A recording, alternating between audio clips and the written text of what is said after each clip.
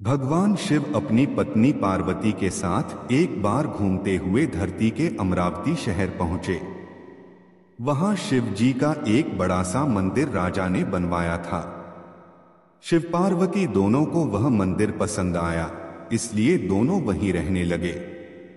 कुछ दिनों बाद मां पार्वती ने भोलेनाथ से कहा, प्रभु, मुझे चौसर खेलने की इच्छा है।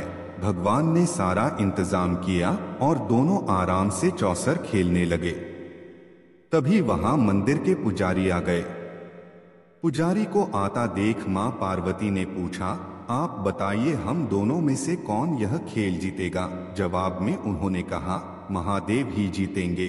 जैसे ही चौसर का खेल खत्म होने लगा तो पार्वती मां जीत गईं। माता पार्वती ने पुजारी की बात गलत साबित होने पर उन्हें झूठ बोलने की सजा के रूप में श्राप देकर कोढ़ी बना दिया। फिर पार्वती शिव जी के साथ कैलाश लौट गईं। अब लोग उस कोढ़ी पुजारी से दूर भागने लगे। राजा ने भी उसे मंदिर के कार्य से मुक्त करके किसी दूसरे ब्राह्मण को मंदिर का पुजारी नियुक्त कर दिया। कोढ़ी पुजारी भी उसी मंदिर के बाहर बैठकर अपने लिए भिक्षा मांगने लगा। कुछ दिनों बाद उस मंदिर में स्वर्ग से अप्सराएं आईं।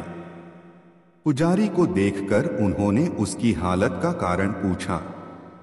उसने मां पार्वती द्वारा मिले श्राप के बारे में उन्हें बता दिया। सारी बातें जानने के बाद अप्सराओं ने पुजारी को पूरे 16 सोमवार तक विधिवत व्रत रखने के लिए कहा। पुजारी को इस पूजा की विधि नहीं पता थी, तो उसने अप्सराओं से इसके बारे में पूछा। उन्होंने बताया कि हर सोमवार को सूर्योदय से पहले उठना होगा। फिर नहाकर साफ कपड़े पहनने के बाद गेहूं के आटे से 3 अंग बनाना। उसके बाद घी से दीप जलाते हुए गुड़, बेलपत्र, अक्षत, नैवेद्य, फूल, चंदन, जनेऊ लेकर संध्या के समय सूर्यास्त से पहले प्रदोष काल में भोले बाबा की पूजा करना। पूजा करने के बाद एक अंग शिव शंभू को अर्पण करना और एक खुद ग्रहण करना। उसके बाद बचे हुए अंग को आसपास के लोगों में प्रसाद के रूप से बांट देना। इस तरह पूरे 16 सोमवार करने के बाद 17वें सोमवार को आटा लेकर उसकी बाटी बनाना। फिर उसमें घी के साथ गुड़ डालकर चूरमा तैयार करना। इसका शिव जी को भोग लगाकर इसे आसपास मौजूद सभी लोगों को प्रसाद के रूप में बांट देना। इस तरह से व्रत करने से भगवान शिव तुम पर प्रसन्न होकर कोढ़ की समस्या दूर कर देंगे।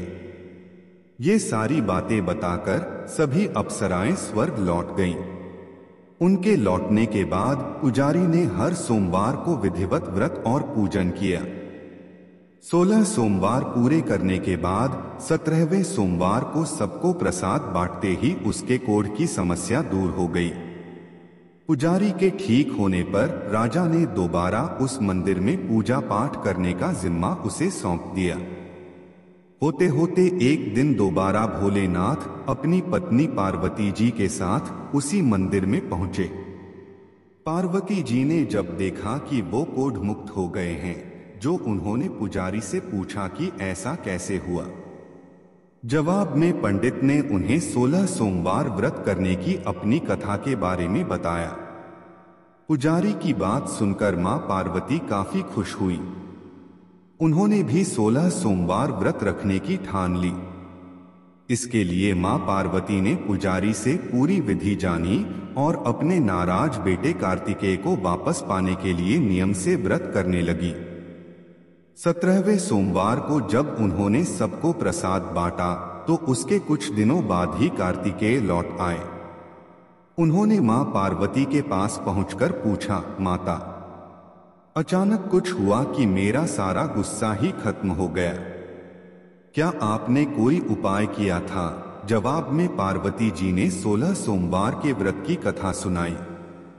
यह सुनकर कार्तिकेय को भी 16 सोमवार का व्रत करने का मन हुआ, क्योंकि वो अपने मित्र ब्रह्मदत्त के दूर जाने से दुखी थे। माता पार्वती से 16 सोमवार व्रत की विधि जानकर उन्होंने परदेश गए अपने दोस्त ब्रह्मदत्त की वापसी की मनोकामना के साथ व्रत शुरू किया। पूरे 16 सोमवार व्रत करने और उसके विधि विधान से समापन करने के कुछ ही दिन बाद कार्तिकेय का दोस्त लौट आया। वापस आने के बाद ब्रह्मदत्त ने कार्तिकेय से पूछा, आखिर ऐसा क्या किया तुमने कि मेरा मन बदल गया? मैं बिल्कुल भी वापस आना नहीं चाहता था, लेकिन एकदम तुम्हारा ख्याल आया और मैं लौट आया। कार्तिकेय ने भी अपने दोस्त ब्रह्मदत्त को 16 सोमवार व्रत की महिमा के बारे में बताया। इसके बारे में जानने के बाद ब्रह्मदत्त ने भी व्रत रखना शुरू कर दिया। व्रत खत्म होते ही वह अपने दोस्त कार्तिकेय से विदा लेकर यात्रा पर निकल गया। दूसरे नगर पहुंचते ही ब्रह्मदत्त को पता चला कि राजा हर्षवर्धन ने अपनी बेटी गुंजन के विवाह के लिए स्वयंवर रखा है। राजा की प्रतिज्ञा है कि उनकी हथिनी जिस भी लड़के के गले में माला डालेगी वही उसकी बेटी से विवाह करेगा। उत्सुक होकर ब्राह्मण भी महल पहुंच गए। वहां कई सारे राजकुमार थे। उसी वक्त हथिनी ने अपने सूंड में माला उठाई और ब्रह्मदत्त के गले में डाल दी। राजा ने अपनी प्रतिज्ञा को पूरा करने के लिए ब्राह्मण ब्रह्मदत्त से अपनी बेटी का विवाह करवा दिया। शादी के बाद ब्राह्मण से उसकी पत्नी ने पूछा, आखिर आपने ऐसा कौन सा अच्छा कार्य किया था कि हथिनी ने सबको छोड़कर आपको मेरे लिए चुना? ब्रह्मदत्त ने उसे 16 सोमवार व्रत के बारे में बताया।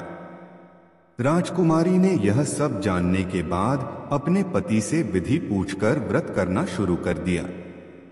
व्रत के समापन के बाद उसे एक सुंदर सा बेटा हुआ, जिसका नाम गोपाल रखा गया।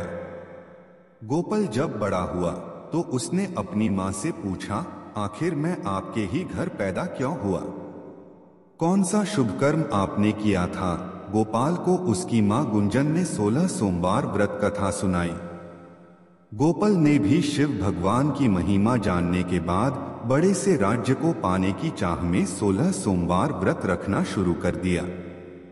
व्रत पूरा होते ही एक दिन पास के ही राजा को गोपाल पसंद आ गया। उन्होंने अपनी बेटी मंगला से उसकी शादी करवा दी। कुछ ही दिनों बाद उस राजा का देहांत हो गया। अब गोपाल ही पूरा राज्य संभालने लगा। गोपाल ने भगवान शिव को धन्यवाद कहते हुए दोबारा 16 सोमवार का व्रत रखा। इसके समापन के दिन उसने अपनी पत्नी से सभी सामग्री पास के शिव मंदिर तक पहुंचने के लिए कहा। मंगला ने खुद जाने के बजाय पूजा की सामग्री कुछ सेवकों के हाथों मंदिर तक पहुंचा दी। उसी दौरान आकाशवाणी हुई, राजन, तुम्हारी पत्नी ने 16 सोमवार व्रत का आदर सम्मान नहीं किया। अब तुम उसे अपने महल से तुरंत निकाल दो, वरना तुम्हारा सब कुछ खत्म हो जाएगा। गोपाल ने अपनी पत्नी को अपना आदेश न मानने और भगवान शिव के अनादर के लिए महल से निकाल दिया। अब वह भूखी प्यासी दर दर भटकने लगी। उसे जो भी सहारा देता उसका सब कुछ चौपट हो जाता था। एक दिन उसने एक बुढ़िया की सूत की गठरी को छुआ तो सारा सूत हवा में उड़ गया। फिर उसे एक तेनाली ने रहने के लिए घर दिया तो उसके सारे तेल के मटके खुद ब खुद टूटने लगे। ऐसी मनहूसियत को देखते हुए हर किसी ने उसे अपने यहां से निकाल दिया। अब उसकी कोई मदद नहीं करता था। प्यास के मारे जब वो किसी नदी के पास पानी पीने के लिए पहुंचती तो वो नदी सूख जाती। फिर एक दिन वह जंगल में पेड़ के नीचे छांव पाने के लिए बैठी। उसी वक्त वह पेड़ सूख गया। देखते ही देखते सारे हरे भरे पेड़ सूखने लगे। कुछ देर बाद वो एक तालाब में पहुंची। वहां का पानी जैसे ही उसने छुआ उस पर कीड़े पड़ गए। यह सब देखकर वो हैरान हो गई और उसी कीड़े वाले पानी को उसने पी लिया। भटकते भटकते एक दिन रानी पुजारी के पास पहुंची। उसे देखकर पुजारी समझ गया कि इसके साथ कुछ सही नहीं चल रहा है। उसने रानी को मंदिर में ही रहने की इजाजत दे दी। रानी मंदिर में सब्जी या फल को हाथ लगाती तो वो सड़ जाते आटे को छूती तो उसमें कीड़े पड़ने लगते, पानी से बदबू आने लग जाती। यह सब देखकर पुजारी ने कहा, लगता है तुमसे कोई बड़ा अपराध हुआ है, जिससे नाराज होकर देवताओं ने तुम्हें दंड दिया है। इस बात के जवाब में रानी ने पुजारी को शिव की पूजा करने के लिए सामग्री से जुड़ी पूरी कहानी बता दी। यह बात जानने के बाद पुजारी बोले, तुम कल से ही 16 सोमवार का व्रत करना शुरू करो। इससे प्रसन्न होकर भोलेनाथ तुम्हें माफ कर देंगे। पुजारी से 16 सोमवार की विधि समझने के बाद अगले ही सोमवार से रानी से व्रत रखना शुरू कर दिया। पुजारी उसे हर सोमवार को व्रत कथा भी सुनाते थे। 17वें सोमवार को जैसे ही रानी ने अपने व्रत का समापन किया, वैसे ही राजा को अपनी पत्नी की याद आई। उन्होंने अपने सैनिकों को उसकी खोज में भेजा और घर वापस लाने का आदेश दिया। सैनिकों को जब पता चला कि वो मंदिर में रह रही हैं, तो उन्होंने रानी को अपने साथ चलने की प्रार्थना की। तभी पुजारी वहां पहुंचे और सैनिकों को वापस महल लौटने के लिए कहा।